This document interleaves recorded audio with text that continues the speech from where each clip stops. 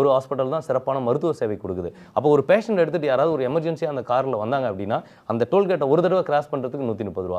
திரும்ப கிராஸ் பண்ணும்போது ரூ. 130. ரூ. 260 அவங்க காருக்கு பே பண்றது இல்லாத அடிஷனலா பே பண்ணாங்க.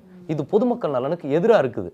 இந்த மாதிரி இருக்கக்கூடிய இதுக்கெல்லாம் ஒரு அதிரடியான நடவடிக்கை தமிழக முதல்வர் திமுக தலைவர் தளபதி ஸ்டாலின் அவர்கள் எடுக்கணுங்கிறதையும் இந்த கோரிக்கையை நான் வைக்கிறேன். இதை தாண்டி இன்னும் ஒரு சில விஷயம் பேசணும்னு நினைக்கிறேன். நீங்க வந்துட்டு கடன் தள்ளுபடி பத்தியும் வந்து ரொம்ப பகிரங்கமான குற்றச்சாட்டுகளை வந்து வச்சிருந்தீங்க. அதை பத்தியும் கொஞ்சம் பேசணும்னு நினைக்கிறேன். அதாவது வந்து 8 லட்சம் கோடி கடன் வந்து வங்கி கடன் வந்து அம்பானிக்கு அதானிக்கும் தள்ளுபடி பண்ணி ரத்து பண்ணிட்டாங்க. அதனால எஸ் பேங்க்னு ஒரு பேங்கையே மூடிட்டாங்க. அந்த மாதிரி நிறைய பேங்குகள் மூடப்பட்டது. இப்போ பார்த்தீங்கன்னா 6500 வங்கி கிளைகளை வந்து இந்தியாவுக்குள்ள மொத்தமாக மூடியிருக்காங்க. இந்த மாதிரி கடனை தள்ளுபடி பண்ணதுனால அவங்க ஃபண்ட் எல்லாம் அவங்க கிட்ட இருந்து போயிடுச்சு பேங்க்ல. ஸோ அவங்க கேஷ் ஃப்ளோ பண்றதுக்கு பணம் போட்டவங்க எல்லாம் பணம் கொடுன்னு கேட்கும்போது பேங்கை ரன் பண்ண முடியல. ஸோ அதனால நிறைய பேங்க் க்ளோஸ் பண்ணிட்டு வராங்க, பிரான்ச்சுகளை க்ளோஸ் பண்றாங்க.